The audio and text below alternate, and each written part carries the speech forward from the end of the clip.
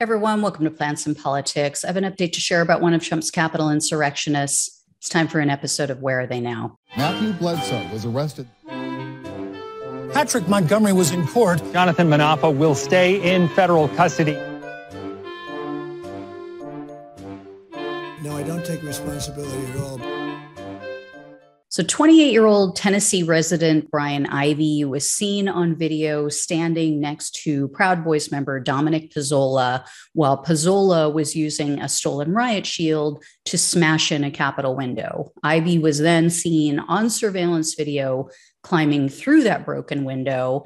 And then prosecutors say he was the 14th person to enter the building. He was also then seen on surveillance video walking over to a Capitol door from the inside and opening that door to allow other members of the crazed mob into the building. So following the attack, Ivey went and told some of his acquaintances that, yes, he did in fact enter the Capitol on January 6th.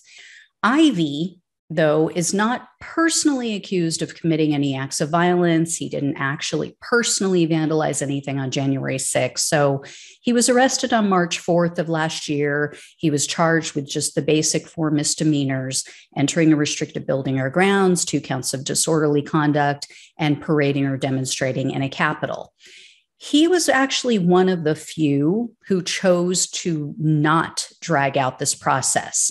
He actually pleaded guilty to the parading charge just a few months after his arrest, and that was in June of last year. Nevertheless, prosecutors were asking for some jail time. They did request 14 days behind bars, and then they wanted 36 months of probation. That was likely due to the fact that, he did play a role in allowing others into the building to terrorize everyone. However, they did say, he was one of the first to plead guilty. And the prosecutor told the judge that he sought mental health treatment just 2 days after the Capitol attack. So they felt that showed that he was remorseful about his actions. In court, Ivey's attorney told the judge that his client was in a paranoid and delusional state on January 6th, and that he was prone to, quote, conspiratorial thinking.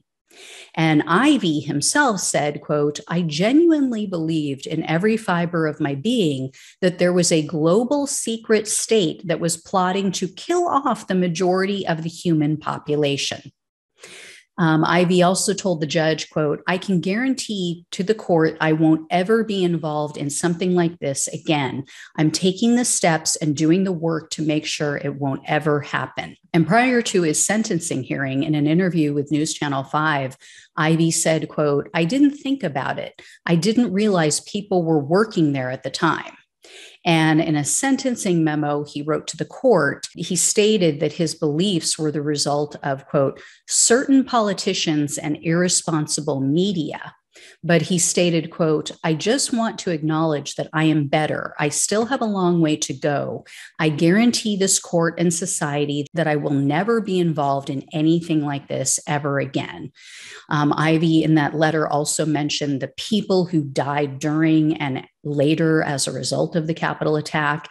And he did say that Joe Biden is the legitimate president.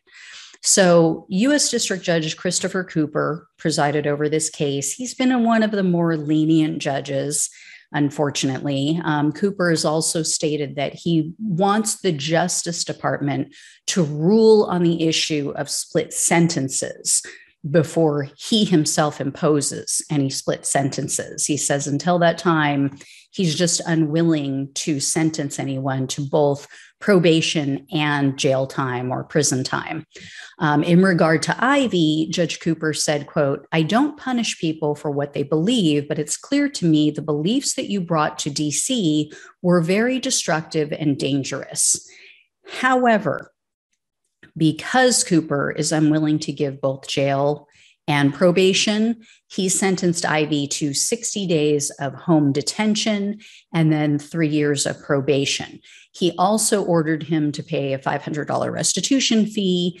And this is really key. This is an important piece. He ordered him to submit to ongoing drug testing and to continue receiving mental health treatment.